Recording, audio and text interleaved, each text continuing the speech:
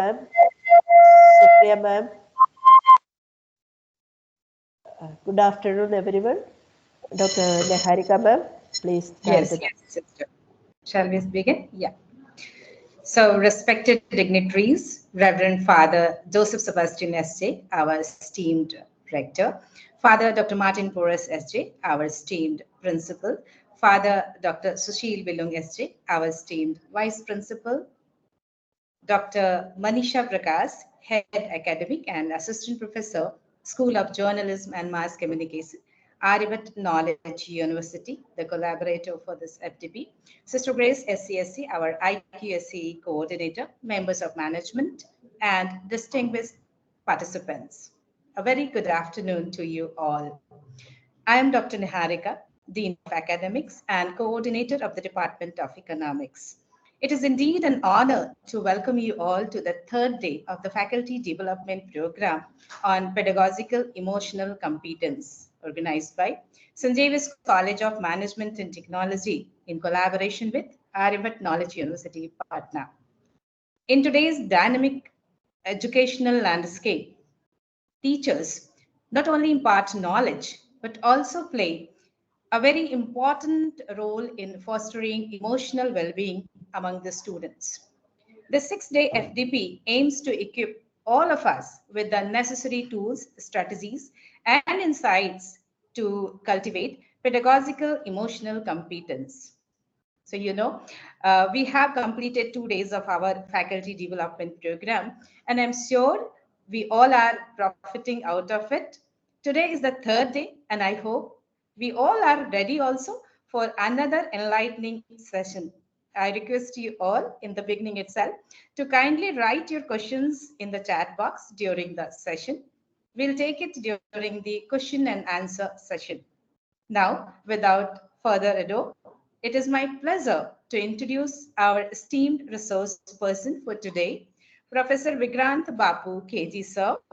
Professor Vigrant Bapu KG is an assistant professor come clinical psychologist with a strong dedication to providing compassionate care and innovative treatment plans for individuals of all ages facing mental health challenges. He, sir, possesses expertise in psychotherapy, cognitive behavioral therapy, psychological assessments, and also telepsychology. His professional experience includes serving as an assistant professor and PG department coordinator at Christu Jayanti College in Bangalore.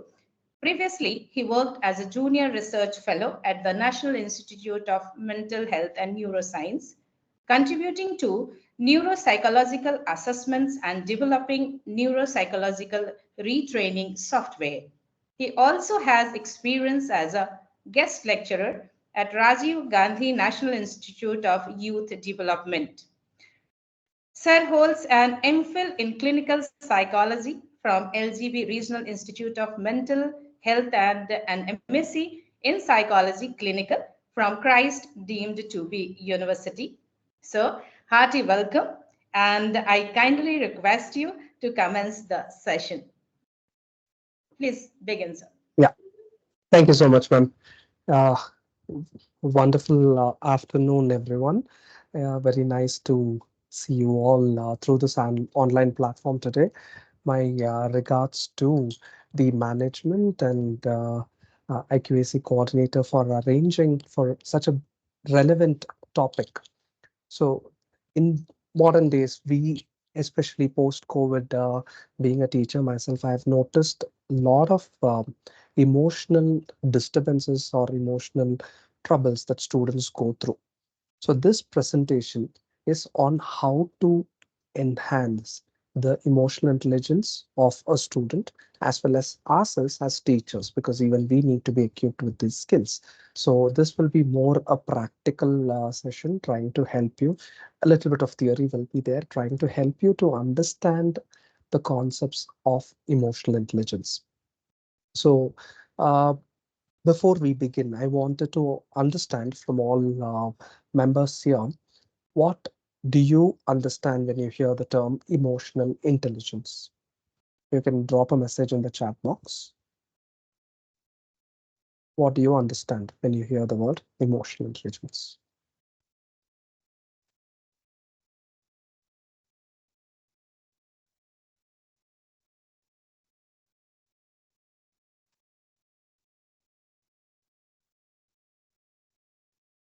Okay, connected with heart.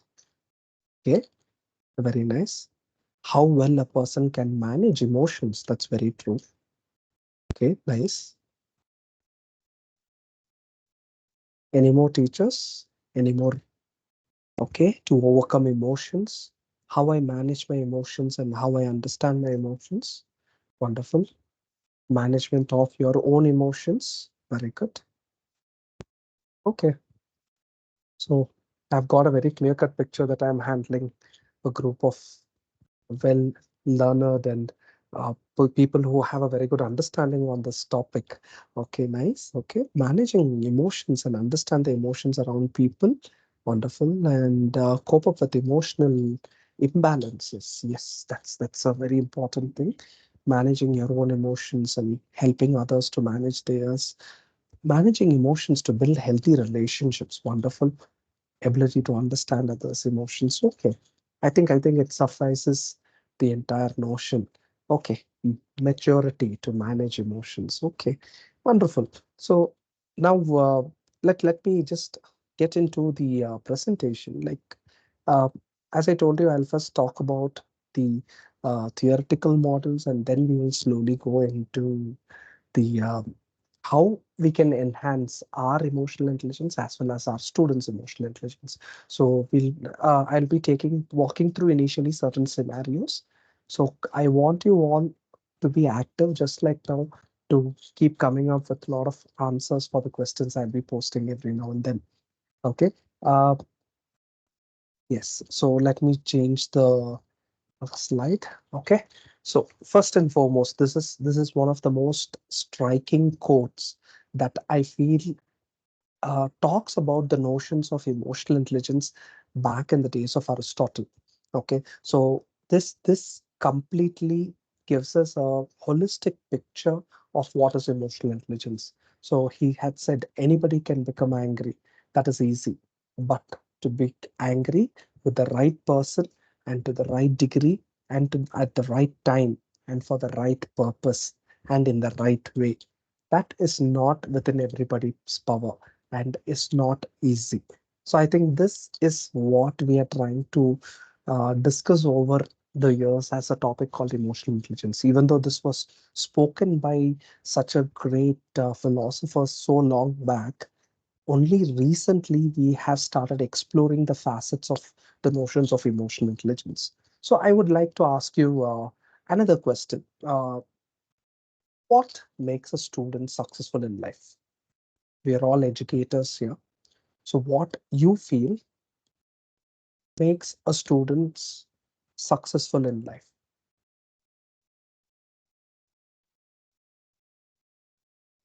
Okay, handling our emotions. Yes, that is what we are discussing about. Working with the mind and body and heart. Consistency with their work. Wonderful. Positive attitude towards work. Okay. Desire to grow, succeed, having a proper vision, getting aware of what they are. Oh, wonderful. Subject knowledge and hard work, balance of emotions, discipline and dedication towards their work, understanding. Okay. Anything more? Acceptance of people, dedication, consistency. Wow. Wonderful. Okay. Great. Holistic development and well-being, importance of education. Nice. Okay. Superb. So I think we are on the right track right now because yes, most of you said that emotional intelligence is important. Okay, but some of you have also spoken about concepts such as dedication, discipline, holistic development, education being an important factor. Yes, we cannot just contribute or attribute success to only one factor. But what is a success is a question that we need to again ask ourselves. So let me put these factors just raise your hand or give a thumbs up saying how many of you agree that these are some factors that contributes to the successful life of a student. Can we say intelligence? Okay, nice, wonderful. I'm getting so many. Yes, intelligence is important. Very well said. Thank you, teachers. And what about subject knowledge to be successful? Yes, very good. Okay, I can see a lot of thumbs ups coming up. Wonderful. Okay, beautiful. Okay, what about performance in exam? We're coming into a very technical area right now. Performing in exam, something that students want to run away from all the time. Yeah, no exam, we are happy. Yeah, okay, performance in exam, yes, or getting placed in a good company, good organization. Yeah, very good. Yes, success is a contribution of all these things. When I say a person is successful in life, I think all of these things contribute majorly. I'm going to talk about a case study.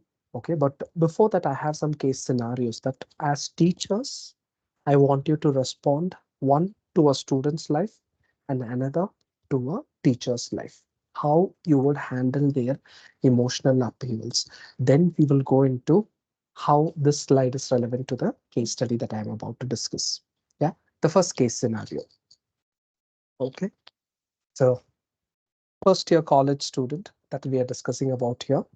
So a 19-year-old regularly found to be not attentive in the class, doesn't listen to when given an instruction, becomes a constant defaulter in submitting assignments. Yeah, can ring a bell for a lot of teachers here. Okay, there'll be some whom we'll be interacting or meeting in similar kind of um, problems or issues.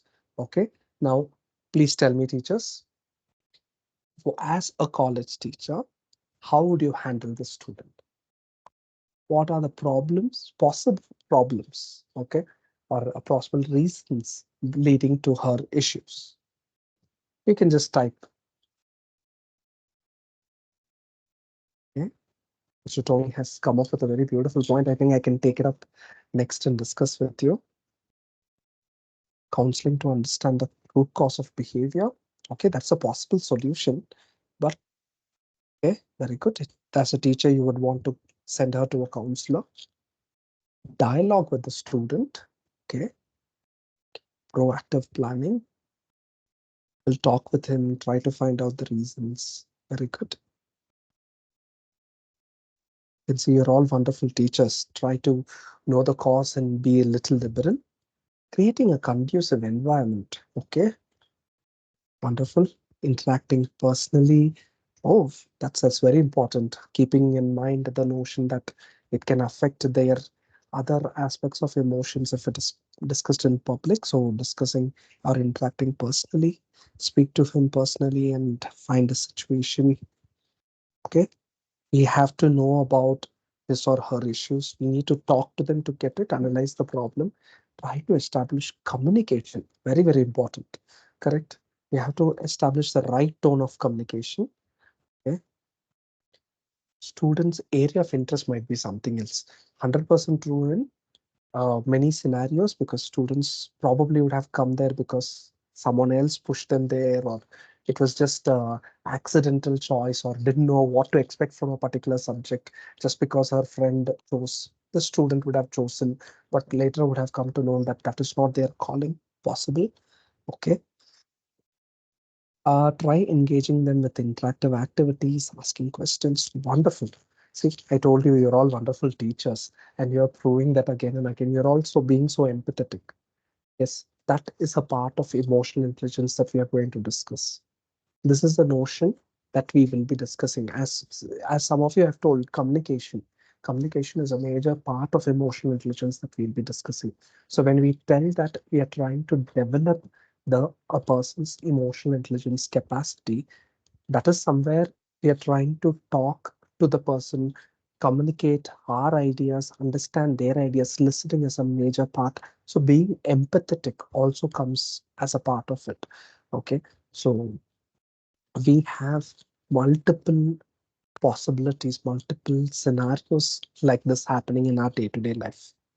Yeah. So handling or understanding their emotions can help us handle themselves in a better way.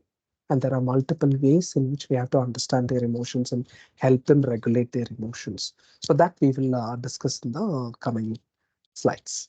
Okay. Talk to the students and know the reason behind our behavior. Personal reasons could be there. Yes, enhancing flexible listening, maybe emotionally challenged, not able to communicate her emotions. Wonderful. That's another possible a gray area we do not address regularly. From for a long time, we are trained to suppress our emotions, not express them, especially in a public forum. So that becomes a very important thing. So I don't know whom to express this with. So stuffing it inside becoming a problem. Very good. Okay. Emotionally challenged, therefore communication is very important. Beautiful. Okay. As a student, teachers were able to come up with so many different reasons of what could be the possible things, how as teachers you would be able to help them. Yeah. So these are all possibilities. These are all multitudes of possibilities that many of our students go through on a day-to-day basis. So it is important creating and self-awareness, trying to understand. We'll look into certain scenarios and discuss similar cases later on with specific techniques. Okay, this is the second case scenario I have got for you.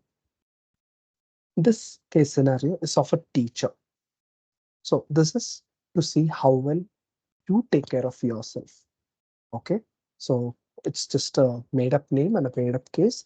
A passionate English teacher, Emily, with decades of experience, suddenly found herself grappling with a series of emotional challenges in her personal life. Her mother was diagnosed with serious illness. Emily started struggling to maintain her usual enthusiasm and focus in the classroom. She noticed a decline in her energy level, patience, and ability to effectively engage with her students. She was consistently getting angry with the students and was finding hard to regulate her everyday emotions. Okay, so this is the case. This is the challenge that this particular teacher is finding. Okay, Emily could be any one of us. Emily could the reflections of any of your colleagues that you have seen or any of you heard about. Okay, so again, she's a successful teacher, correct, we can say. Of course her subject knowledge is good. She's highly intellectual.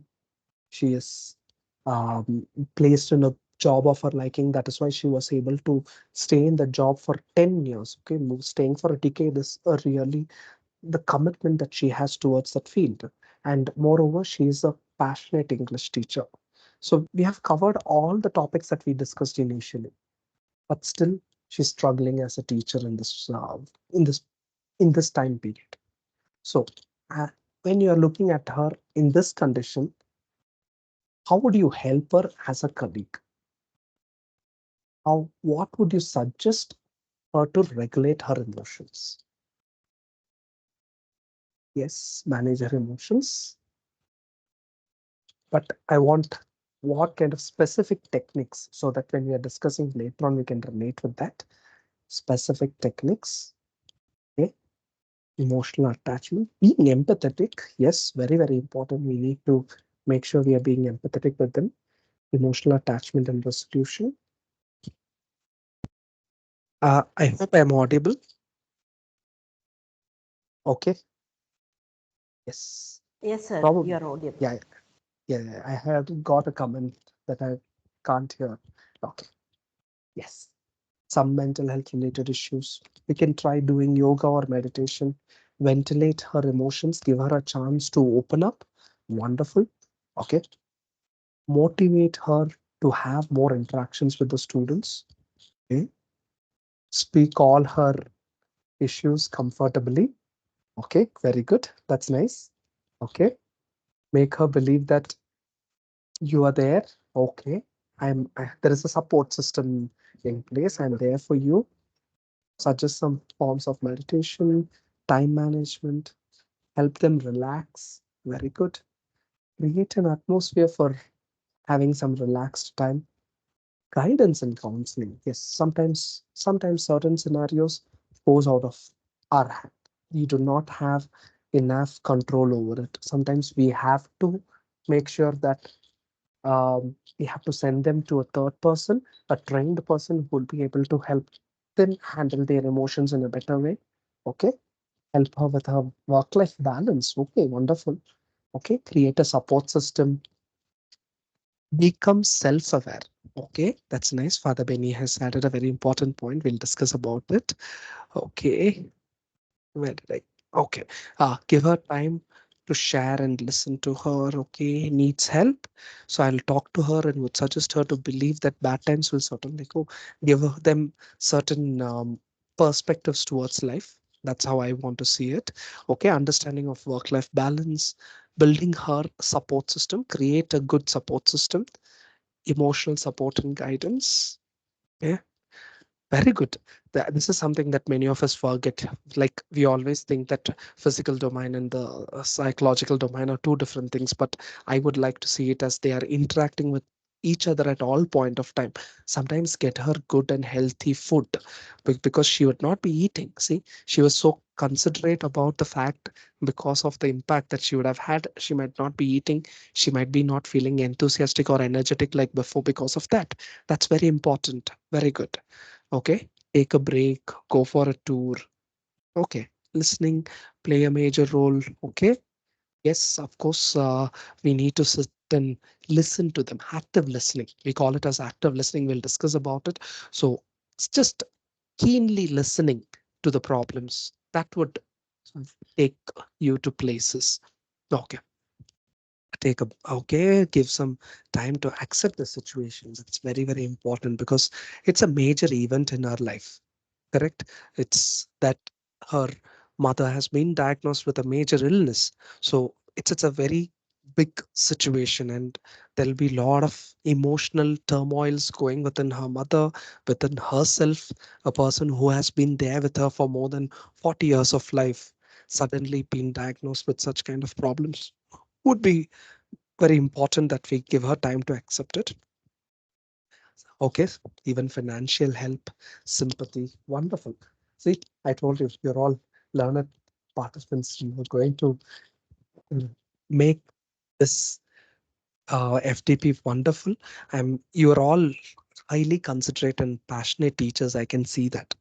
So, in the beginning, before we got into these case scenarios, sorry, case scenarios, I was telling that. Uh, I was asking you what are the factors that are essential for a person to be successful? Someone had very beautifully said that success is a state of mind and it can change from one person to another person. That's very important. But how success is defined outside is also something that we need to talk about.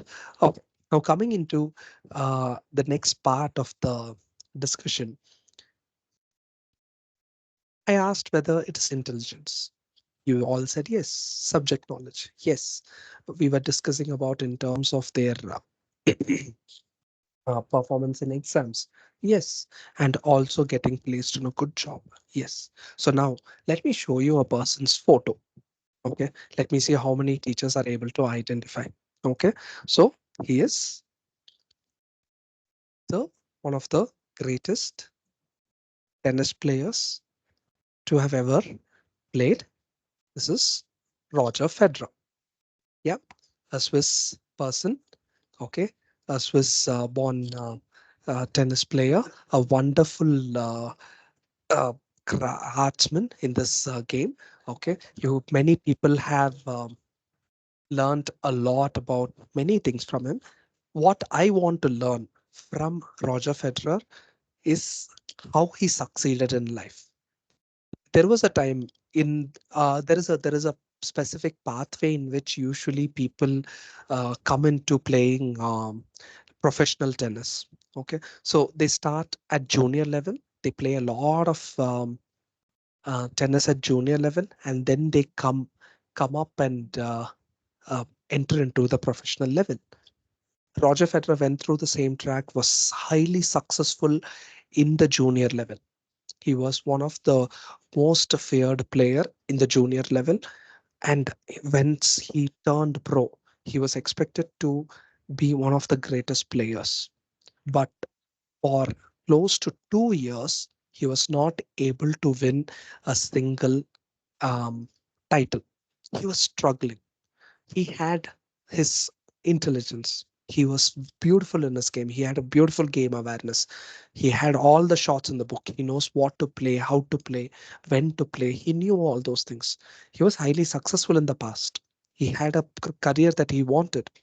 He was having everything that could have easily defined himself to be a person with success, but he didn't succeed for first 2 years of life. That is when there was an intervention which helped him to convert into one of the most important players, and we are discussing about him today. So there was a discussion on how he needs to learn to regulate his emotions, how it is important for us to channelize our energy into a specific way so that we will be able to make the best out of it and succeed like he did. Okay, so I always see Roger Federer as a living example for how harnessing emotion can create success in life. Let me show you a small video where he himself talks about his work with emotion regulation.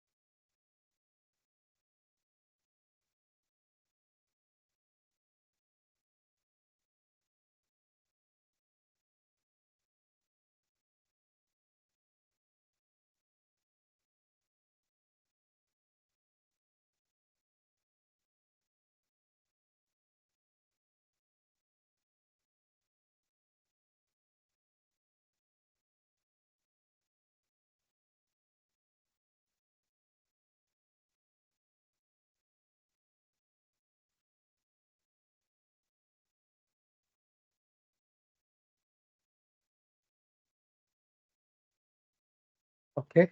So, um, yeah, just now someone said that the volume was low. Uh, I think the main points that he was trying to say is how he has trained himself over the days, how he has changed himself as a person, how he approached his game, how he worked on his mental strength, and how he started seeing even packing his bag to go and play a game as a very important thing. How motivation is very important for him in order to get that energy that can drive him. So I always see and talk about Roger Federer as one person where he had everything, but just at the right moment, someone commenting on how he need to fine tune his some of his abilities in order to uh, get that particular success that no one was able to achieve. So that is one of the major learnings that I have. So I would want to ask a simple question, since you all were aware of what was emotional intelligence. So can you just tell me who coined the term emotional intelligence? I'm going to go into a little bit of theory from here on. So if you are aware, you can just type the answer. Who coined the term emotional intelligence?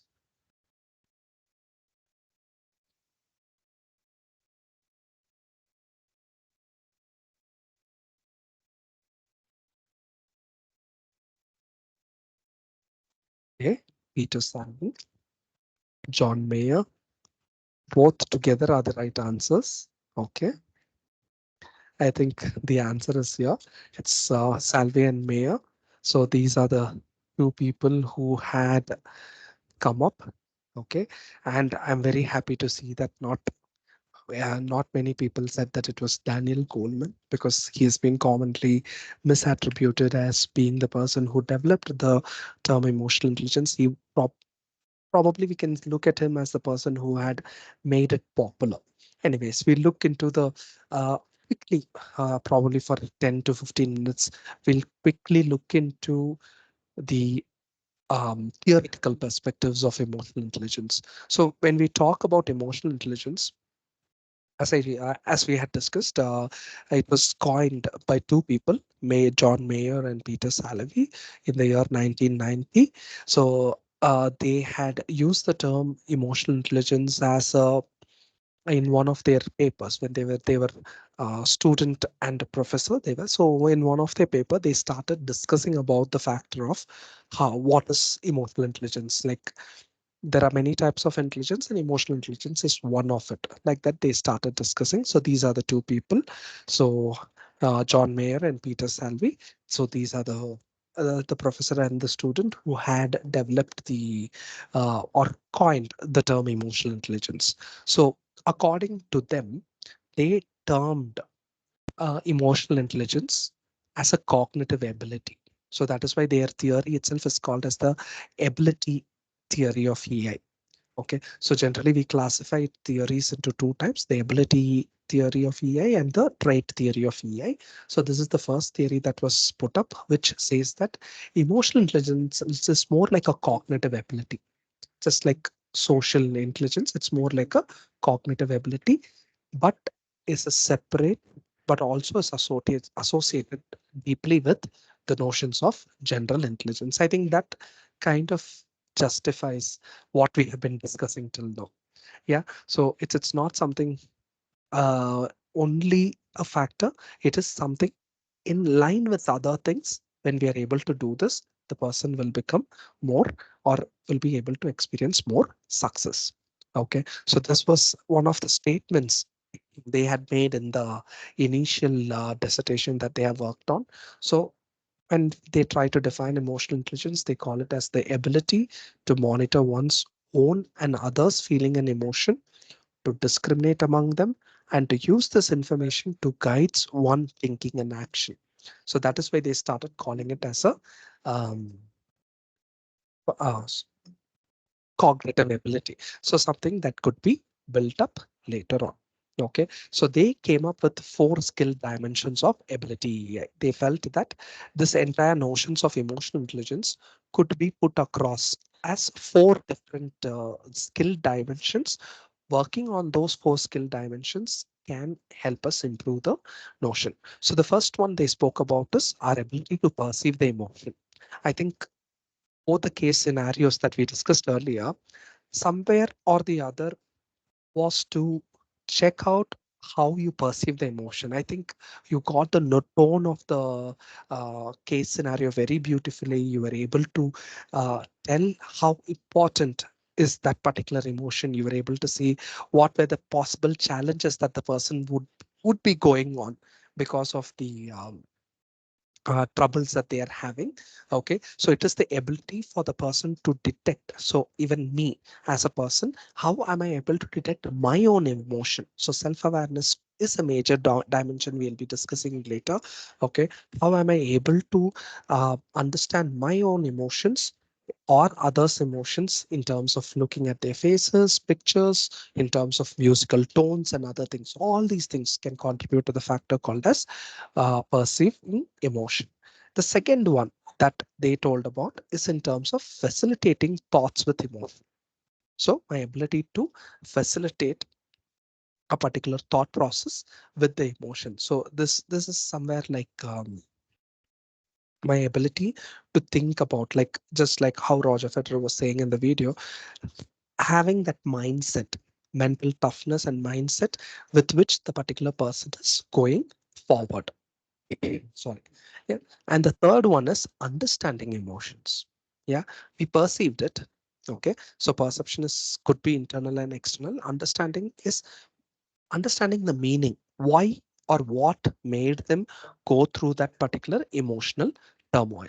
Okay, or what is the emotion that they are going through, why they are going through. Okay, so what is the emotional signal that I am having, how I should pick it up. That is the third skill dimension that they gave. And the fourth is managing emotion. So I start with perceiving emotion.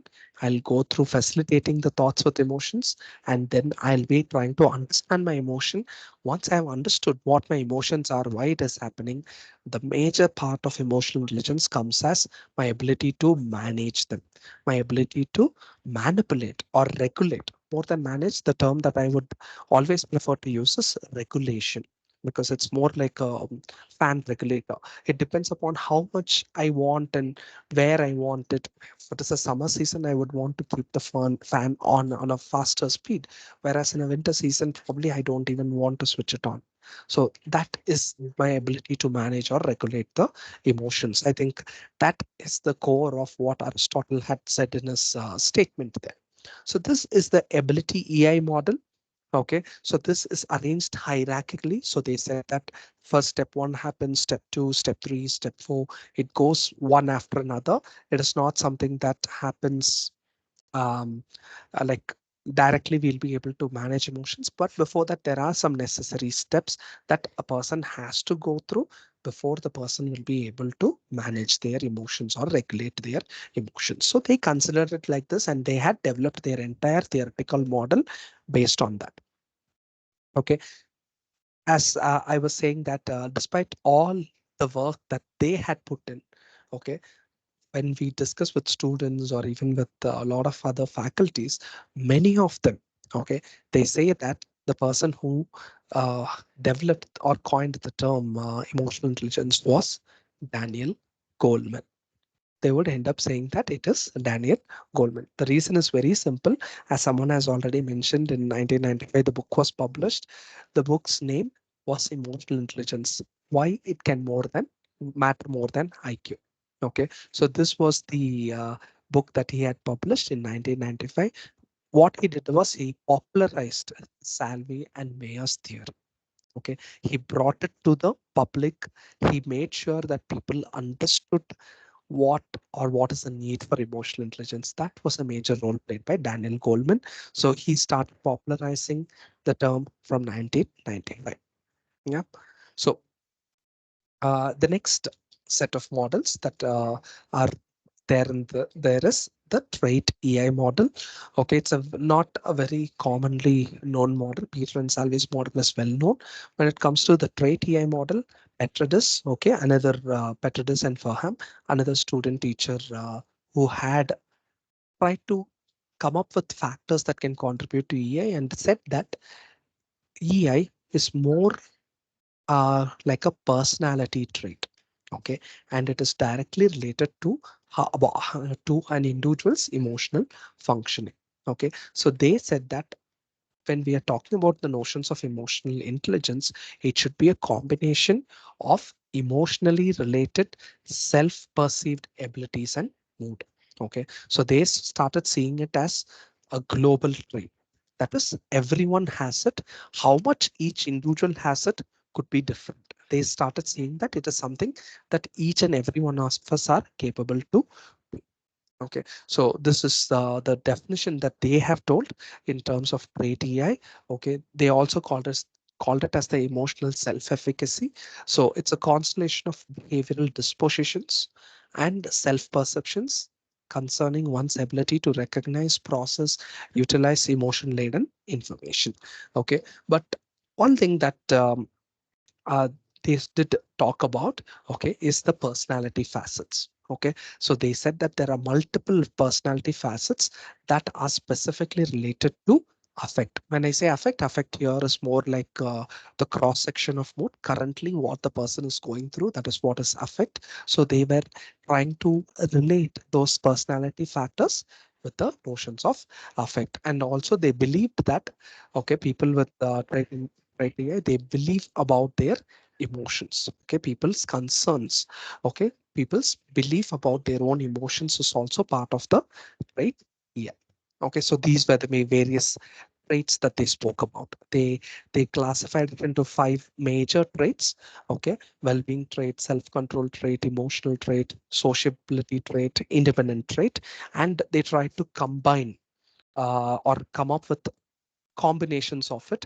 Like under well-being trait, they did talk about happiness, optimism, self-esteem, or in self-control, talking about emotion regulation, impulse control, stress management, emotionality trait in terms of empathy, emotion perception, emotion expression, relationships, sociability traits in terms of emotional management, assertiveness and social awareness, and independent trait, which is through the adaptability and motivation. So today, if we are discussing and if you're trying to understand what is a more prominent model, whether it is the trait EI model or the ability EI model, the answer is to do with more like what we follow today is called as the mixed EI model. Okay, today we predominantly follow the mixed EI model. The mixed EI model was popularized by Daniel Goleman. So he took the best of right emotional intelligence, ability emotional intelligence, and he came up with his own model. Yeah. So these are some of the common EI traits in adolescents or adults. Okay. So we have the ability like uh, facets like adaptability, assertiveness, emotional expression, emotion management, emotion regulation, impulse control. Okay, so it's like a test we can do. We can try to understand who is having more of what. Okay, it kind of give you an EI ranking, emotional intelligence ranking. Okay, and they said that people who score higher in these factors generally have higher levels of happiness. Okay, so Mayor and Salve, just to give a brief gist on what we have been discussing, okay, they laid the groundwork for the concept of EI. Okay, Goldman's own model of EI became very popular. Okay, but it has been built on the foundations laid by Salve and Maya and has attributed a lot of factors from the great EI model as well. So this is Daniel Goldman. Okay, so most of the notions that we will be discussing from now on would be from Daniel Goleman's perspective. Okay, so this is the mixed model that I was telling about. So the ability model, trait model, the combination of it created the mixed model. Okay, so this is the most important thing. Okay, so none of these are better or worse than the ability trait model or the mixed model. It's all the perception and what at that point of time is going to be useful for us. Okay, so when we talk about the mixed model of emotional intelligence, we have these factors. Okay, so these are the major factors. Okay, we have the notions of self-awareness, ability to perceive emotions, understand emotions, using emotions, okay, and managing stable emotional traits and situational emotions, and little bit of stable emotional traits. So we'll be further discussing all about it based on this. So, what was the impact that Goldman had created? The impact could be very well understood from this particular slide. Yeah. So, back in 1995, when the book by Daniel Goleman came up, this was what was there in the Time magazine that time. What's your EQ?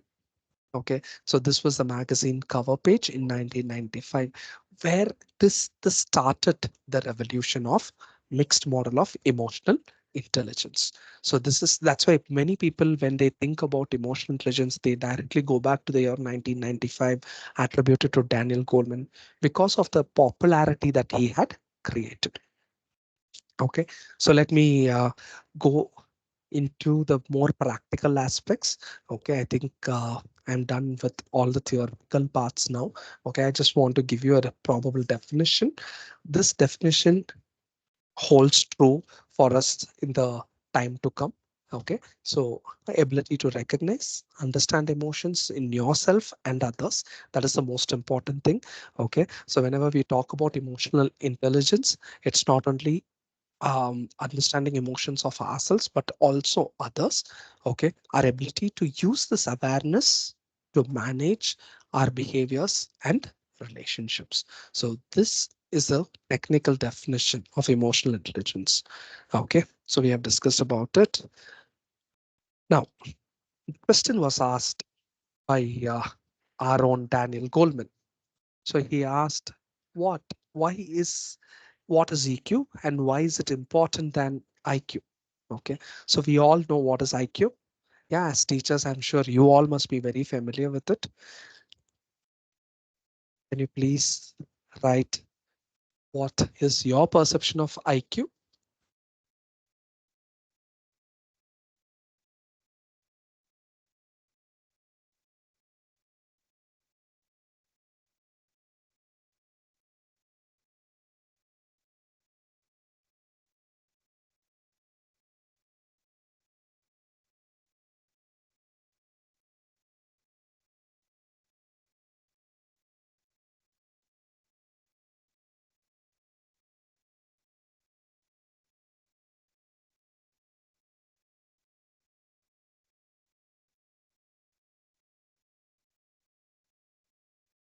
Fine. Service. Yeah. I understood. Okay. Thank you. Yeah. So IQ is more at head level, EQ is at heart level, getting good marks, ability to solve things or problems. I think more IQ in modern day definition is defined in that way. IQ speaks about the intellectual aspect. Okay. Yes, intelligence quotient. Yes. Cognitive. Exactly. When I talk about IQ, IQ is nothing but a cognitive test. My ability to solve a problem, my ability to understand what is happening, my ability to just come up and solve the issue and go back. Okay, so it's nothing to do with how whether or not when the person is put under pressure, okay, or put into a stressful situation, will he be able to apply the same amount of cognitive abilities. That is where the difference starts coming in. That is why EI, along with IQ, okay, becomes more and more important. So that is why they felt that it is important for us to conceptualize emotional intelligence as a quotient factor. So that is where it became emotional quotient. So we have two factors, the intelligence quotient and the emotional quotient. Both of these things together can do a lot of wonders.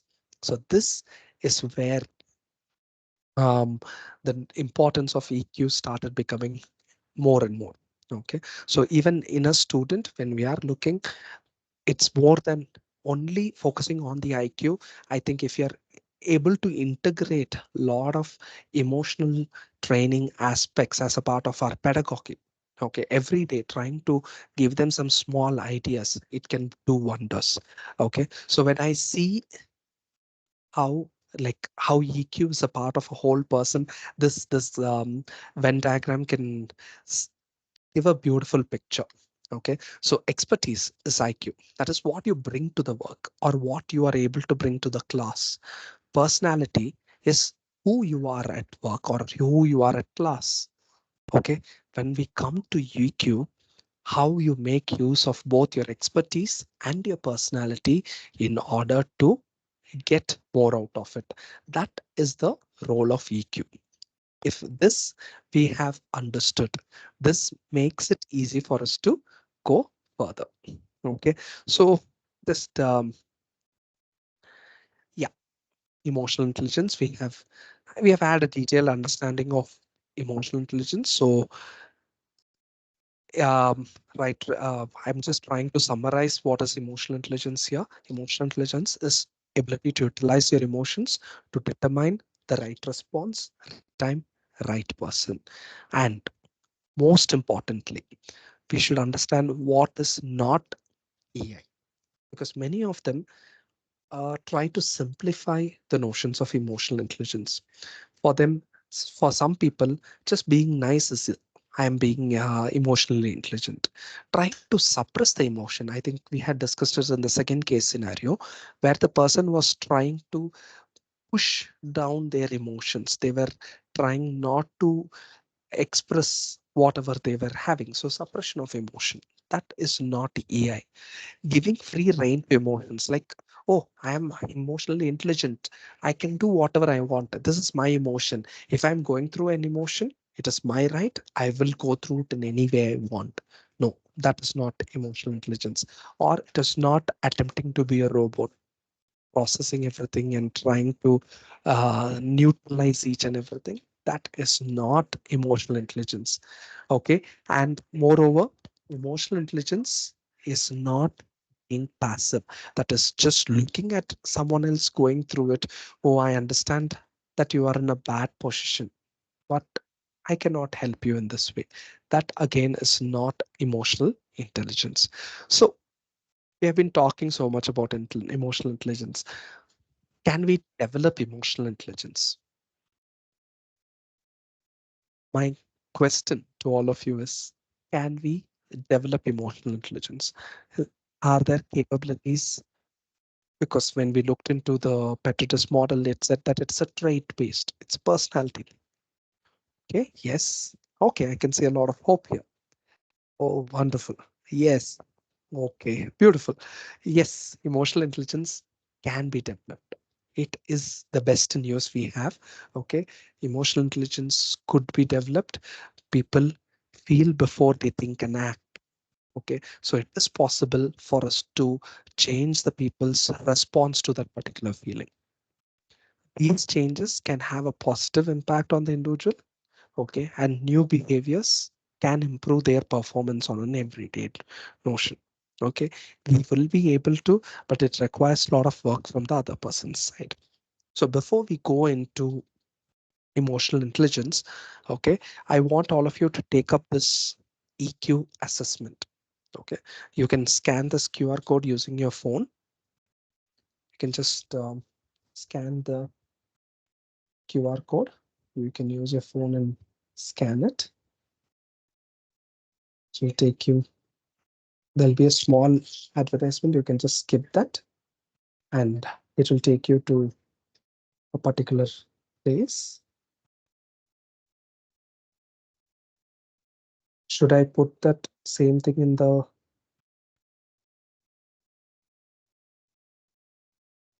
shall I put it in the chat box as well to help some of you? Okay, okay, sir, you can put. Yeah. Yes. Okay.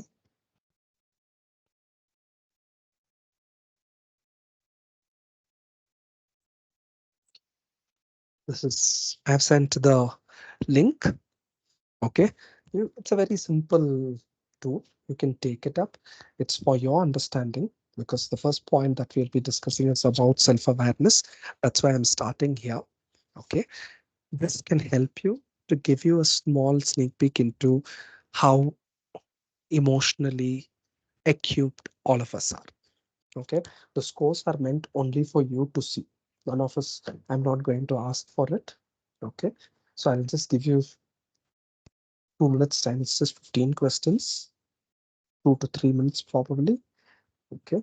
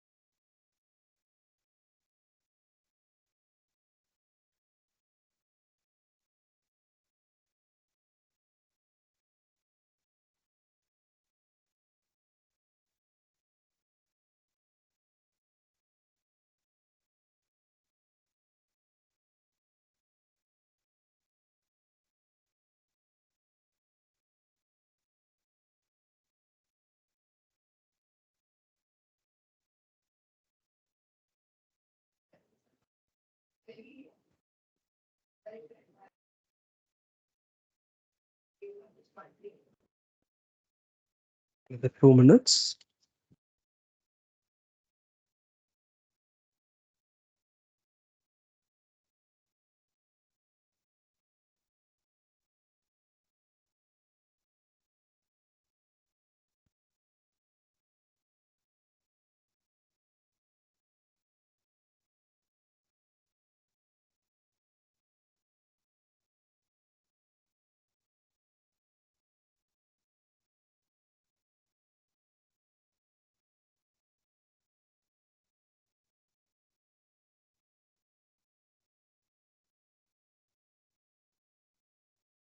Probably once most of you have finished it, if you can give a thumbs up, I would know you have finished. We can proceed with the other things.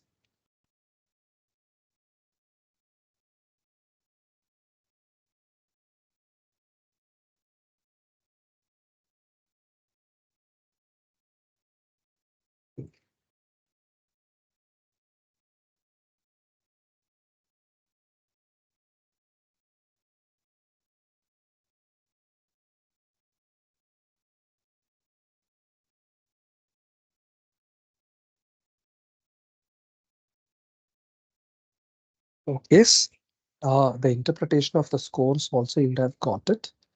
Yes. So this is just for you to understand, okay, where you are, how much of emotional intelligence you're having. As you could, as most of the questions, you would have seen that goes into how you are able to regulate your emotions. I'm sure by now, if you have understood, okay, any score between 35 to 55, okay, your emotional intelligence level is good. So anywhere above that, that's generally considered as a very good score. Okay, anywhere above 35 is a very good score. Okay, so now that you have understood how much of your emotional intelligence is there, okay, what is your level of emotional quotient? Okay, shall we go into this techniques? Yes, thank you. So yeah, now I'm going to go into the more practical aspect, what you can do, what, how it will be useful, what are the steps and strategies that we can take. So generally, when we talk about emotional intelligence, okay, so we are going to classify them. Okay, it's called as the emotional intelligence competency framework. Okay, so it is kind of a output of the mixed EI model that we were discussing about. Okay, it's called the emotional intelligence competency framework, and this entire uh, aspect that we'll be discussing is on this competency framework. So we have four aspects. Okay, so there are certain things that I can see, there are certain things that I can do, there are certain things that are under me, that's called the personal competence, and there are certain things that are under the society, that's called the social competence. Okay, so based on the interaction of these four concepts, what I see and what talks about my personal competence create my self-awareness. What I do, what others see, and my personal competence talks about self-management. Okay, and what I see and what socially people look around is called the social awareness. Okay, and what I do and how socially that is relevant becomes my relationship management. So self-awareness is nothing but our ability to understand oneself. Self-management is knowing how to manage your emotions, not only your emotions, but even your behaviors associated with the emotions. Social awareness talks about the ability to understand others, and relationship management is how you manage your relationship with others. So if I want to develop emotional intelligence, we have to focus on all these four dimensions. So whenever we talk about emotional intelligence, it is always understood that these four dimensions can do wonder. So we'll take one dimension after another. Okay, so what is first is self-awareness. Self-awareness very easily could be developed through what we call as introspection. Okay, so my ability to look into myself, understand what is happening, what are the changes that I'm going through, and also my ability to recognize and understand my mood. There are many people, um, they'll be visibly upset. We will go to them and ask them, what happened to you? Why are you seeing so sad? They're like, I don't know. Something happened, I think, and I'm not feeling very good about it. These people are have these people can be falling under low self-awareness because they are not able to identify what was the factor that was affecting their mood, what was affecting their emotions, what was affecting their drives. Okay, so this is where we have to start the discussion about. Okay, so person who has high amount of self-awareness would generally be highly confident. They will have better self confidence. They will have realistic self assessment. That is, they would know what they are able to do, what they are not able to do. So these people will naturally be more assertive. They'll be like, yes, this is under my perspective, and I think I'll be able to do this well. I'll not be able to do this well. Okay, and moreover, many studies have shown that people with a higher amount of self-awareness, okay, will have a good amount of sense of humor. Okay, so higher amount of self-awareness, okay, they will have a lot of self-depreciating sense of humor. Through that, they try to establish social relationships. Okay, so it is one of the more easier things that we can do when it comes to developing emotional intelligence, because first of all we need to understand what we are going through. Only once we understand that, we'll be able to regulate them. So what can we do? What are the steps that we can take here? Okay, so some of the most easier ways, okay, of increasing self-awareness, one could be in terms of trying to understand or embrace the feedback given by others. Okay, okay, this is the feedback that I'm getting. The person is saying that this is something that I need to work on, or this is something that I am to change myself, or sometimes we can go and ask for people's feedback. Okay, what do you think? How do you perceive me? What are the things you feel? Probably talking to a higher authority, okay, can help us and get us good feedbacks. These feedbacks, if we are able to work on, that would kind of create the understanding of what is an ideal self and what is our real self. That is why we have to check for feedbacks. Feedbacks is a very easy way. You just ask others for what they perceive about this particular notion. Okay. And second is, when it comes to self awareness, okay, so try not to wait for a long time, because it becomes much less painful to seek out on the information on your own than you wait for someone else to bring it to your attention. So you go openly ask others, okay, what do you think about me? What do you think about my ability to regulate my emotions? Okay, what are your goals? Okay, please set that. So if you have understood, if you are able to get a good picture about yourself, you'll be able to set a goal for improving your emotional intelligence. And regularly, you can take feedbacks on how much you have improved. And whom should I contact for getting feedback? That is a very important thing. Okay, not everyone will be able to give a good feedback for us. Okay, not like everyone is going to be like very empathetic towards us and going to give us a honest opinion. Okay, so sometimes we would not get real feedbacks. So if we want real feedbacks, we have to go to a trusted friend or a colleague. Okay, someone whom you trust, whom you know for a long period of time, and whom you know that would always give you a unbiased perspective. Such kind of people's perspective is what we need to take.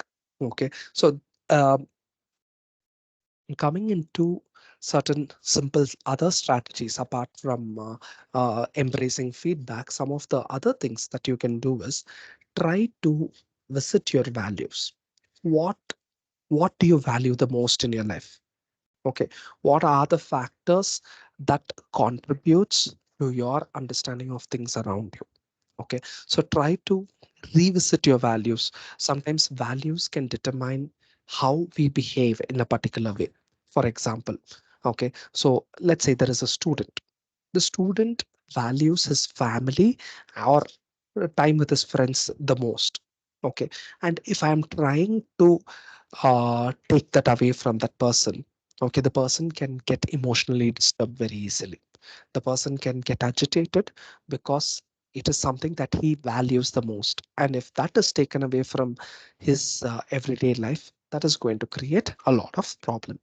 And another easy way is to check it yourself. How? I just now shared you the question. Okay, you all were able to check about your emotional competence.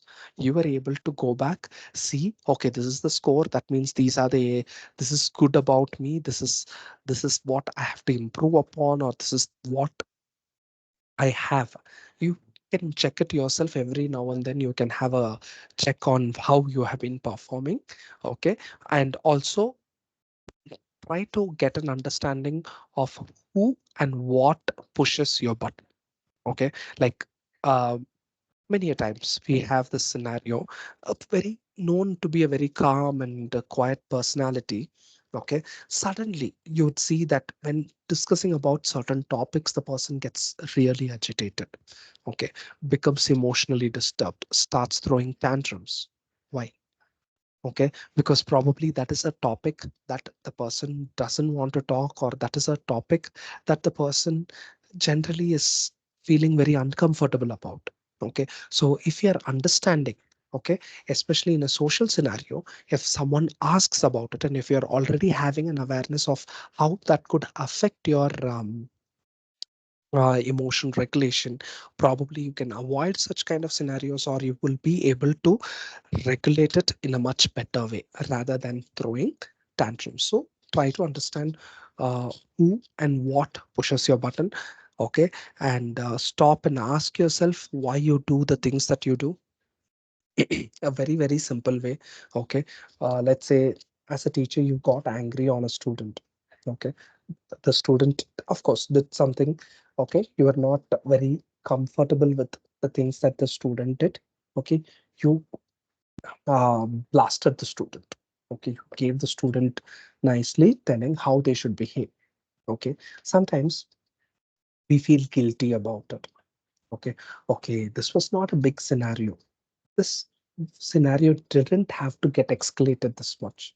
Probably sometimes reflecting back or introspecting, why did I behave in such a manner? Why did I shout so much at that particular person? Probably just trying to explore that can give you a dimensions or ideas on what is disturbing you. Okay. Another easy way, generally, I feel, to get to know about most of these things is to maintain a diary. Try encourage students, or also as teachers, you start writing diary. Try to write down, very simple way you can write a diary. Just write, pen down everything that goes on in your life at that point of time. Okay, on that particular day, what are the major things that had gone through it? You try to please make sure that you are able to write it, because mostly if you're able to do that, you would be able to explore most of these factors. This is a very simple technique that we can follow ourselves and ask our students to follow. Second is, try to introspect each and every situation. So we generally in psychology we say that there will be an antecedent, there'll be a behavior, and there'll be a consequence for that behavior. So this we call as the ABC model. So if you are able to understand, okay, I felt angry today. What was the antecedent? That is what led you to that situation. If you're able to explore from that perspective, okay, just trying to why, just questioning yourself with that perspective of why.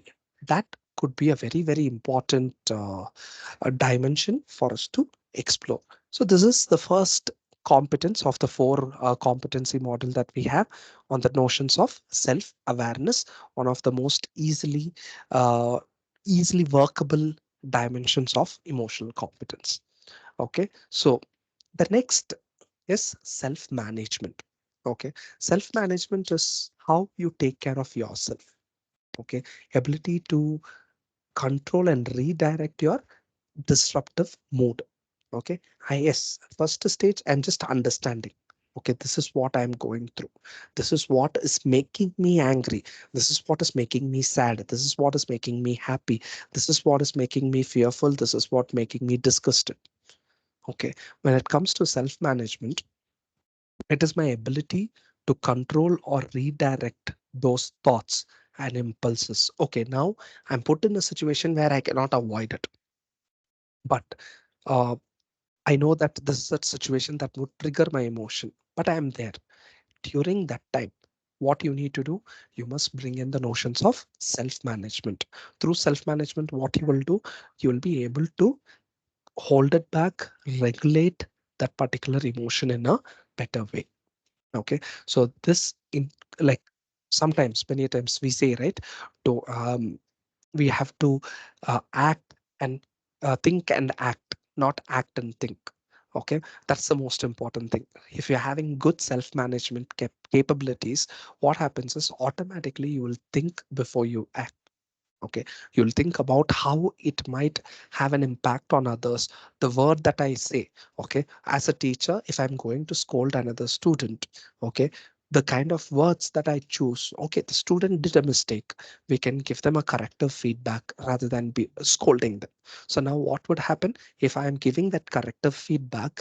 What kind of words that I have to choose? All these things are part of the self management. Okay, we will be able to what we generally call as non-judgmental if we are being, if we are having a better self-management ability.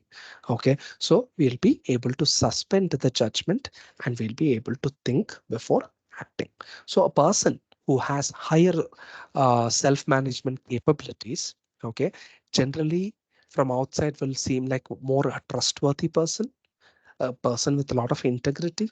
Okay, open to change. You tell them something, they're like, oh yeah, that's a very right thing that you have pointed to me. I think that's some area that I need to work on as well. Okay, and also comfort with ambiguities.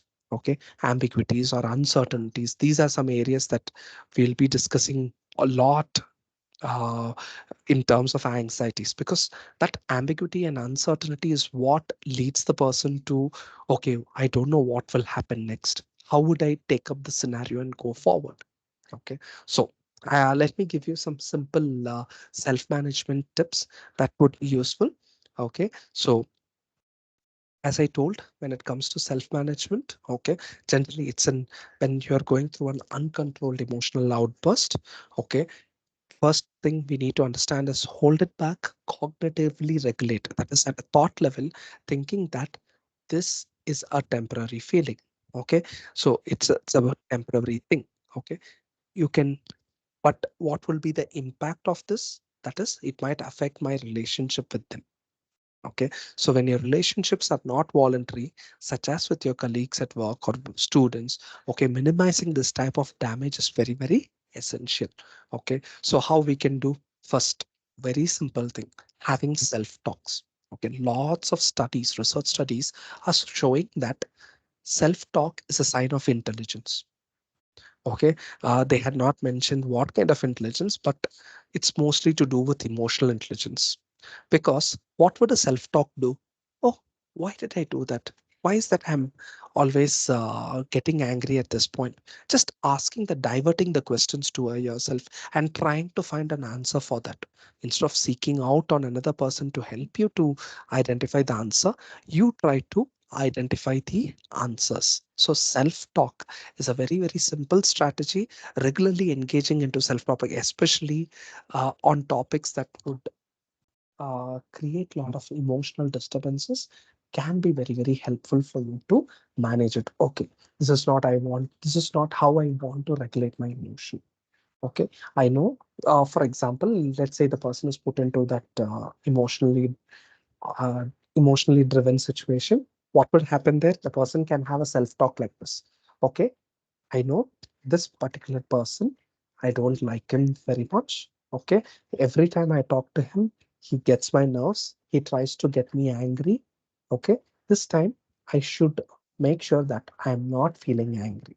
See, I'm preparing myself. How did I prepare myself? Through self talk. And you can see many players, sports people engage into a lot of self talk. like yes, you can do it. They'll motivate themselves. Okay, that they'll be able to regulate themselves better. They'll be able to do things that they are planning out to do in a better way. So they try to take control of themselves through the self-talk. Okay, so that is just a conscious or a like outright discussion of what is happening with you. Second one, very common and simple one, counting to 10. Just before you respond, try to count up to 10. No need to do anything, because that 10, counting up to 10 can help you or your student to identify this is not going to be the right way to respond. And there are multiple ways in which I can respond. What did you do? From there, why? Why did you do this? What made you do this? Trying to tone it down. That 10-second gap is more than enough. Okay, so brain works in a much more faster way. Okay, so that 10 seconds gap can help you to come up with multiple ways in which you can respond, and also to evaluate, okay, how much it can affect. Okay, how much it can affect.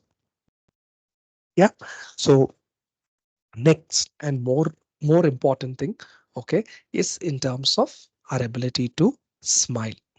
Okay, always try, laugh more, be happy, keep smiling, because that itself creates a lot of neurotransmitters, okay, like dopamine and serotonin. These things can keep you emotionally balanced and can regulate your mood in a better way.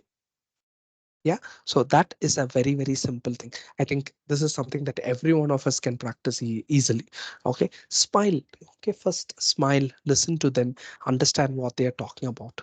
These things can, and most importantly, try to understand what you had from your past experiences.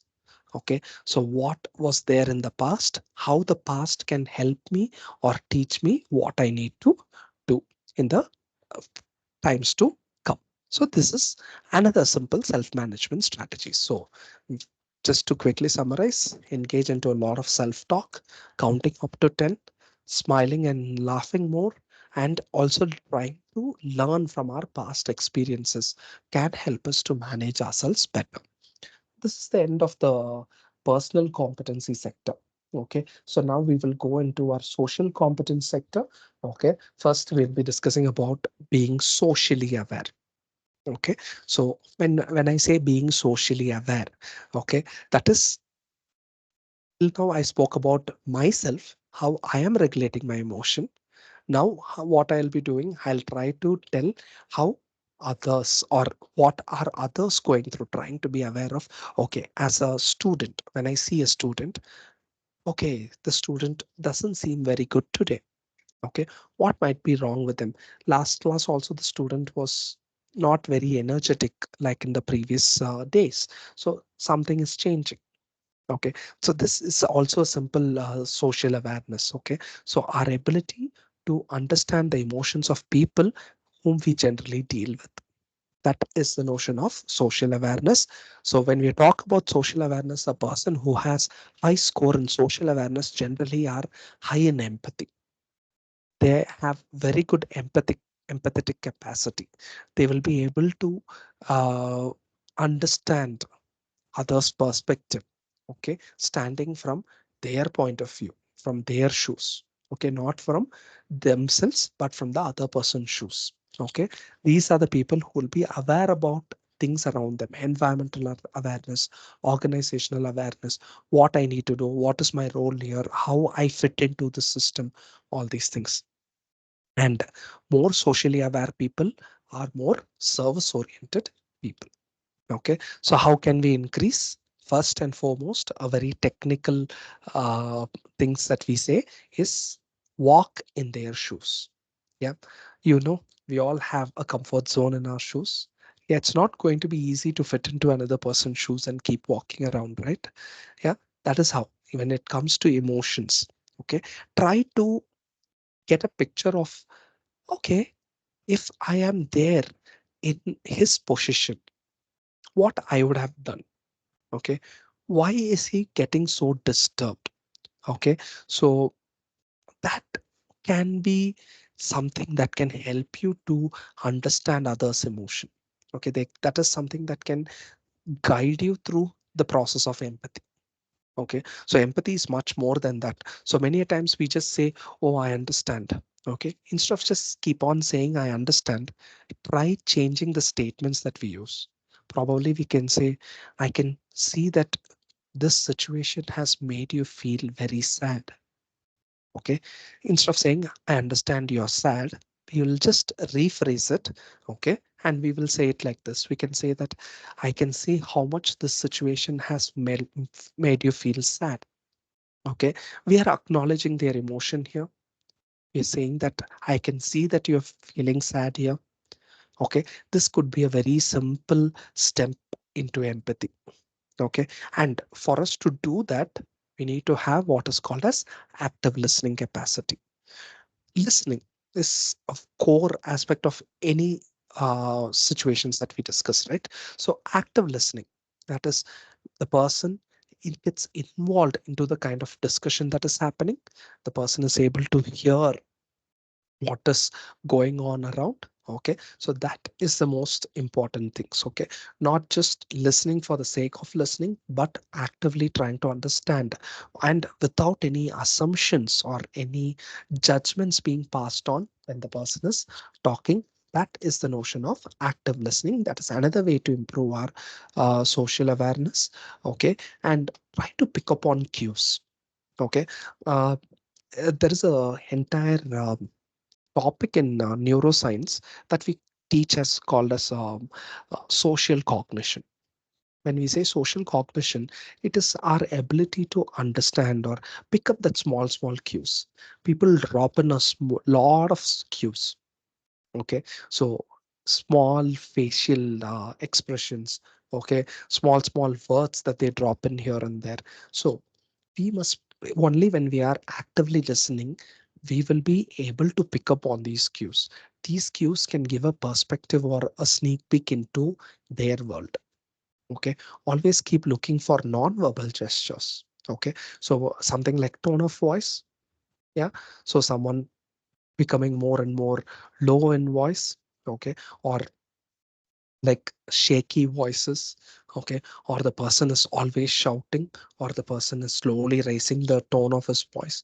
Okay, that can help you to understand what kind of emotion that they are going through. Okay, look for their facial expressions. Yeah, so we all are aware how much our emotions are expressed through our face. Okay, facial expression, body language, how we are being seated. Many times if you go back to your classes one day, probably you can observe the way that students are being seated. Okay, how the body language that they carry on can tell a lot about the kind of emotion that they are going through. You can just observe that. Okay, no need to make a judgment out of it, just an observation. And any other gestures that they do that can directly point out towards the perspectives of giving a cue towards their inner world should be immediately picked up. So if we are able to do this, we will be able to improve our social awareness. Okay, so another simple strategy that I have created is in terms of greeting people by name. Yeah, so when we keep greeting people by name, okay, so what do we do? Yeah, so it creates a bonding. Yeah, so for example, uh, Niharika ma'am is there. So when I say Niharika ma'am, so she will be like, oh, see, he's addressing to me. They feel a personal connect. Even when you talk to your students, try to understand their name and put their name.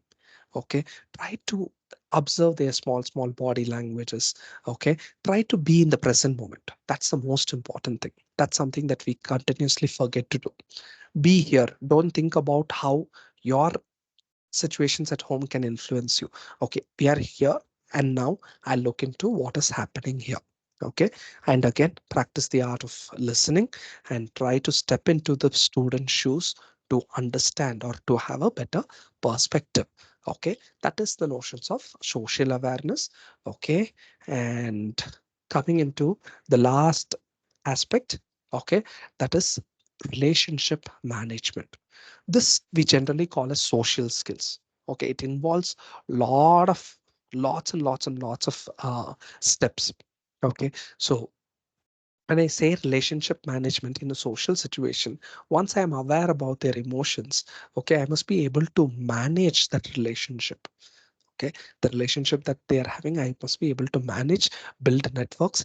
As teachers and as students, it is very, very important. Okay, it is an ability to find some common ground and build some rapport. Okay, so some of the hallmarks of people with higher relationship management is effectiveness in leading a change. Okay, being very persuasive, they can convince you very easily. Okay, and people are being service oriented. Okay, so how to manage your relationship? Okay, some of the strategies that we need to keep in mind for improving the strategies. Okay, so for example, always try to be open with your students, with your colleagues. Okay, try to be curious on what is that the person is seeking out from you. That can address, see, sometimes not everyone will come and openly share what is that they want.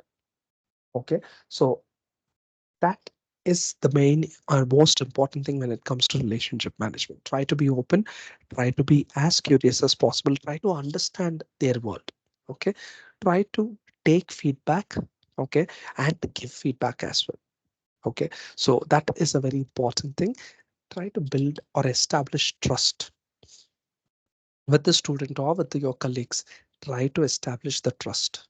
Okay, the more trustworthy they feel about you, the more they'll be able to share with you, the more they'll feel comfortable around you. These are small things that can help us. Okay, and acknowledge other person's feeling. Okay, because once now that I am aware about the emotions, now if I'm able to acknowledge their emotions or feelings that they are going through, validate it, say that yes, it is good. Okay, then they will feel good about it. They will feel like, okay, fine, he's talking to me, he's understanding what is going through. That is very, very important. Okay, and tackle a tough conversation. Try to, there will be tough conversations with the students or with the colleagues and with the management. There'll be tough conversations. Try to tackle it. Don't try to let it bend you down.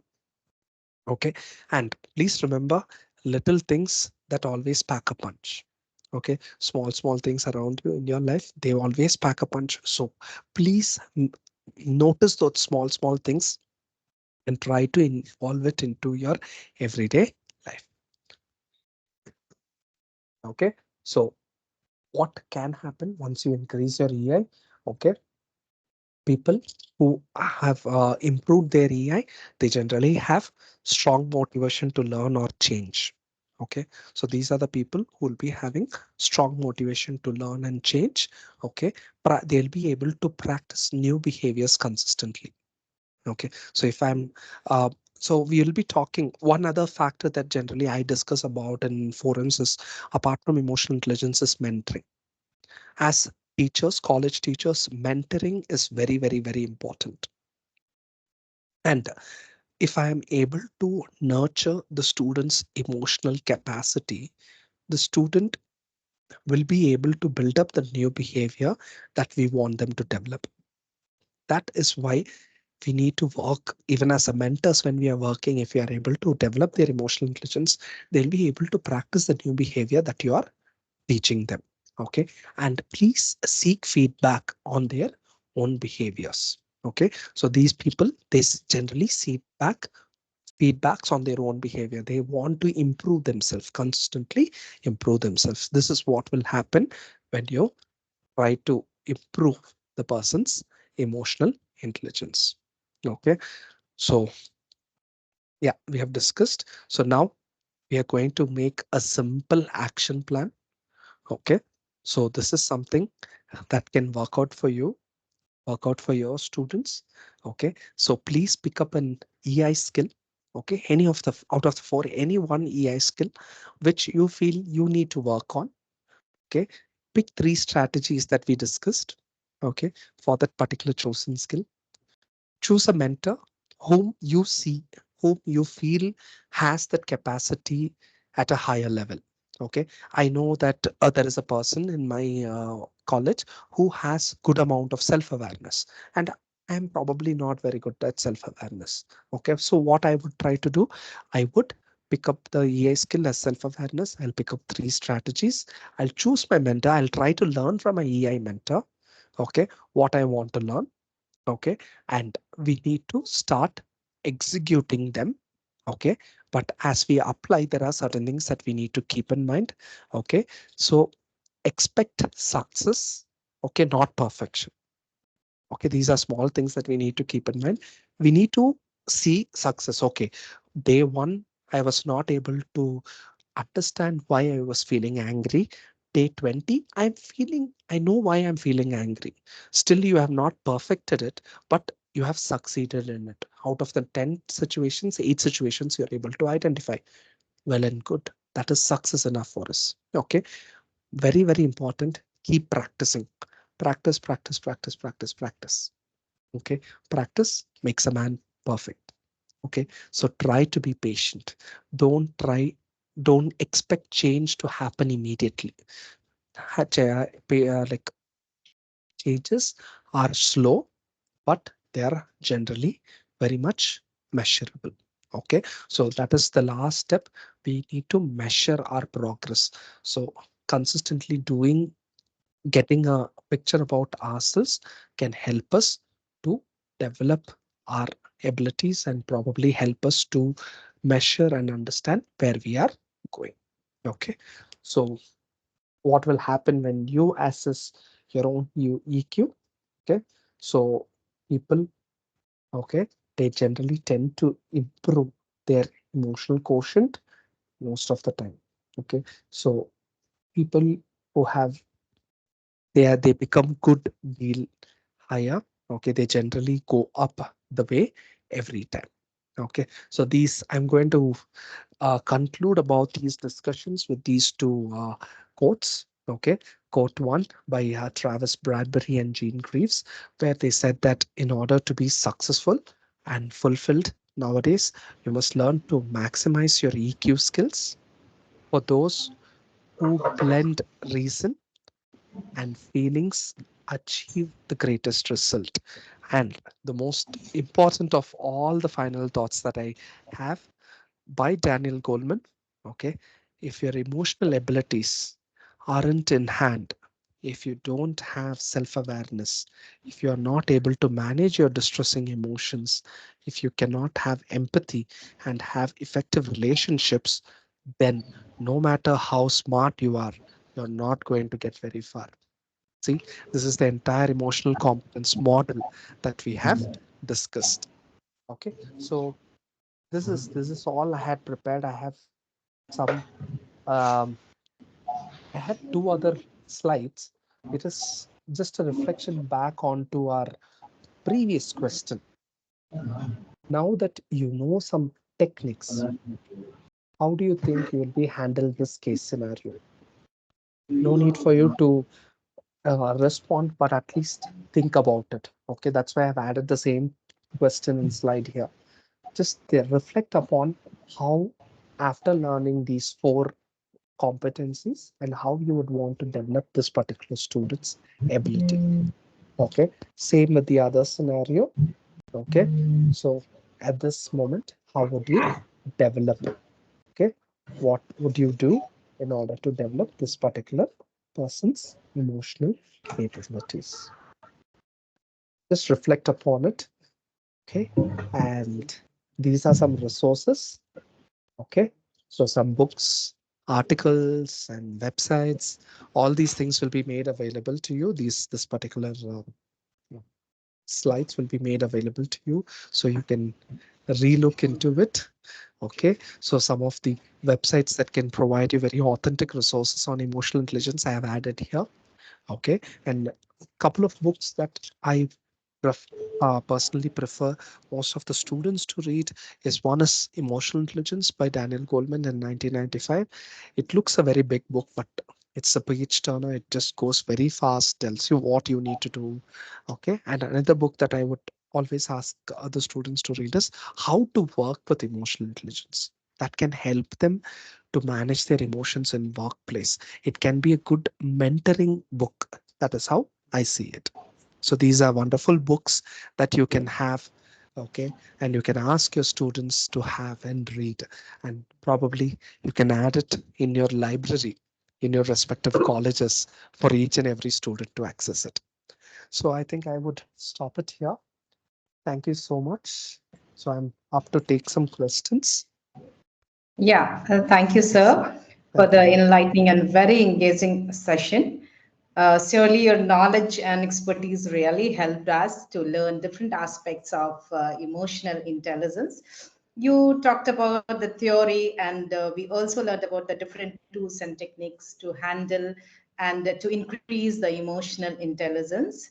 Thank you, sir, for giving this much of knowledge on this particular subject area. And now this is time for the question and answer session. One question which I can see was the please suggest some books helpful for students and Yes. teachers as well, that you already answered Yes. with your slide. And Yeah. I'd like to give this information to the participants that the PPT will be shared, and you'll get all your queries related to this. The next question is, do we have standardized tests to measure EQ Mm. like IQ of students and teacher? Yes. Please answer. Yes, there are wonderful questioners, even questioners developed by uh, Mayor, Mayor and Salve and even Daniel Goldman and Petridis. Most of these things are free tools that are available online, which could be used to have a detailed understanding. And they differ in terms of their theoretical models, but it does a very good understanding or gives you a very good picture about what you want to understand in that dimension. So, Okay, thank you, sir. Next question yeah. is significance of EI in the era of AI. Yeah. Okay. What is your answer on that? Please, Yes. sir. So, yeah, artificial intelligence is okay. There are two sides of this to this question, I feel, because many of us have a perspective that artificial intelligence will dominate and take over most of these works that people are doing. But again, that's a very controversial thing, or not more than being controversial, it's still not been explored that much. AI is becoming more and more evolved, okay, and there is a lot of importance that we need to give for it. But I think when it comes to the factors of emotional intelligence, it would not directly affect because it that is in terms of the workplace competency, and this is to do more with our emotional or personal competency. I think these two areas, even though they are fascinating to look upon together, probably in terms of AI, in terms of understanding emotions, there is a wonderful research area that is, and many such researchers are happening around the world where they are trying to make the computers identify based on a photo what is the feeling that the person is going through. That can just aid us, help us to understand the person's situation in a better way. That is how I would want to see AI in AI. Okay, sir. One more question. Students complain that when they write diaries, it is read by their parents. Hence, they abstain from writing the truth.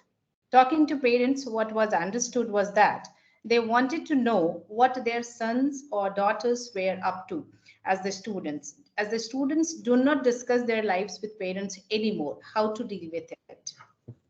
That's quite a That's a practical challenging. question, right, sir? Yes, yes, yeah, very practical question. I think that is a very important thing. Uh, yeah, Yes. privacy, confidentiality. These are factors that we always discuss about because when we are going to get involved into diary writing, confidentiality and privacy should be maintained. Okay, probably yes. The gap is in how the relationship between the son and the parents, or the daughter and the parents, is handled. When they refrain from sharing, parents start feeling a little taken aback, like we are not aware of what is happening around us. Okay, so probably that is creating more anxiety and uncertainty among parents. So parents should also be given a training in that dimension. So parents should be taught how they should handle their emotions. Okay, and it is okay if it is an adult, it is okay for them to have their own private space, especially coming from Indian cultural perspective. That personal space is very, very important. It's their time, their space. We should allow them to have it. Okay, because that is what would encourage them to have better perspective. Otherwise, again, it is going to be more and more challenging for the person to understand themselves. So it's a two-way thing. We have to encourage mostly our parents to allow the students to write it and talk to them about how students can be encouraged to talk more about it, because they want certain things not to be discussed. They feel not very happy about doing things, or they are like, okay, this thing, if I tell to my parents, they'll not be very happy about to know that I'm doing it. So probably that is the reason that they are refraining. Okay, but reading their diary is not the best way to do. Probably giving them the space to share, that could be very helpful. Students, if given a space, I think they also would be very happy to discuss about it rather than trying to keep it a secret. Yeah. Next question is, sir, nowadays students have become too much egoistical. They seldom take our feedback in positive light. How to deal with it? Very true, sir. Yes, as teachers, Please, that's one please, thing. When we, please uh, suggest. yeah, when we talk about feedback, what I have noticed is feedback is not only about pointing out towards their negatives. When we construct a feedback, okay, or when we are going to give a feedback, I generally say that it has to be a constructive feedback. When I say constructive feedback, it is about what they are doing good. Oh, hey, um, uh, I can see that you are very good in drawing. Okay, I saw some of your drawings and pictures. It's amazing.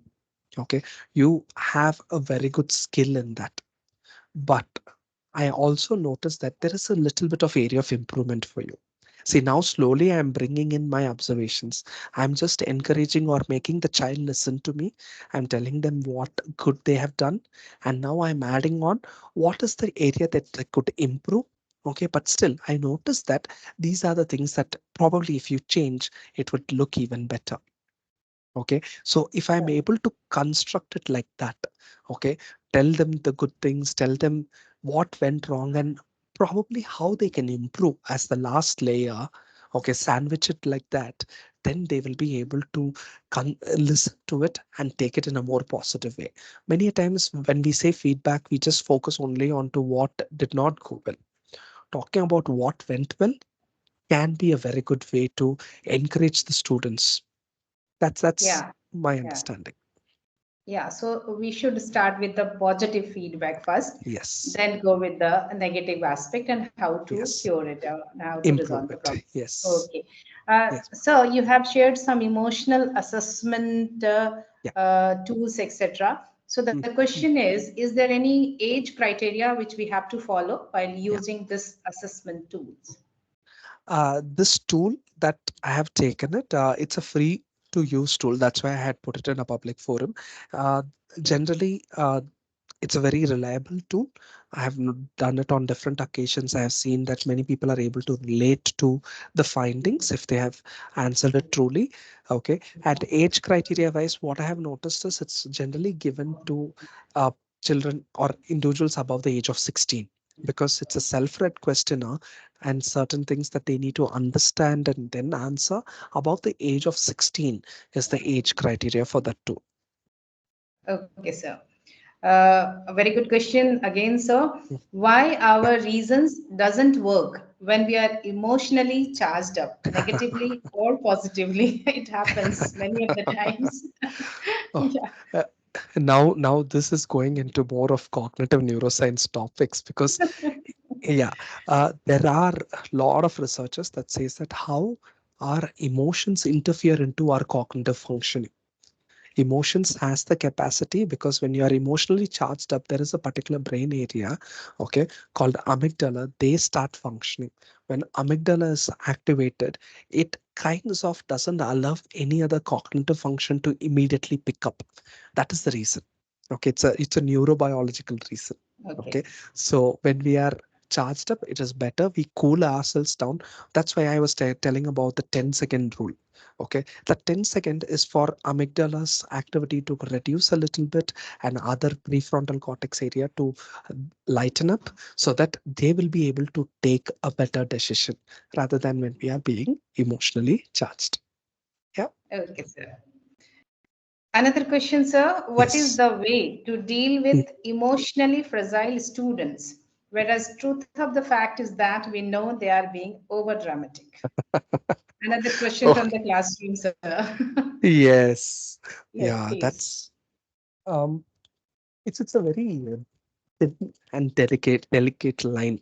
Okay, so we face it on a day-to-day basis. We have a lot of students coming out, and sometimes we are not sure whether the person is actually portraying a problem, or they are just being over dramatic in the situation. It's a very difficult differentiation. So it is the easiest way for us to understand that whether they are being dramatic or not is to understand how consistent the behavior is. Okay, if they are consistently coming up with such behaviors, then we can understand that they are actually going through some issues. Okay, but how to handle a fragile student? So try to, yes, give them space for expressing their emotions. Many times they do not get that opportunity. Make sure that they are able to reflect upon the emotions that they are going through. Okay, what is it, how is it I want to handle it, or what, then try to talk to them on, okay, what made you disturbed. So just try to create a little bit of self awareness. Okay, I understand this is what is happening in your everyday life. So by doing this, the person feels that they have been listened to. Okay, and we are being empathetic towards them. They It can establish trust between the student and the teacher. The student will feel more and more comfortable to talk what is actually happening. Okay, they will avoid being over dramatic. They know that, okay, what if I tell the truth to this particular teacher, the teacher is going to listen, be non-judgmental with me, and they'll start being truthful towards you. So that is another important factor, being non-judgmental. Yes, sir. One more question, sir. How to tackle Yes. a tough conversation? It's easy to go with the 1 to 10, as you said. But if it is a tough conversation, how to handle it? Okay, how to handle a tough conversation? It is a tough question for me now. Yes, tough. Sir, We please. do, yeah, especially with sometimes with students, we do have such kind of stuff conversations. Suddenly unexpected questions being thrown at us in an unexpected situation. So many times what I personally I try to do is that I try to um, take it take the question or take the conversation at face value. Try to see background. In the background, I try to always analyze why is this person asking or getting involved into such kind of discussions, because that can give me a clear cut perspective of what is going on in the other person's mind. Okay, sometimes I say, okay, fine, I'll give up. Okay, because I know that the person is just trying to establish the fact that they are trying to prove their point as correct. So even after providing a lot of evidences, if the person still continues with that, then I'll be like, okay, I will try to withdraw from such conversations. Okay, I'll be like, okay, this is not a place where I'm going to show my emotion or discuss more. So I can probably take that intellectual decision based on how much or what is the need of that particular person. So that's person dependent and situation dependent. Wonderful answer, sir. And the last question. Thank If we you. are constantly asked to increase human competence in areas such as social skills, learning, and health, can a stressful work environment do it better? Can a stressful work environment do it better? What is your answer, sir, for this? Okay. Mm. I didn't get the last part of the question.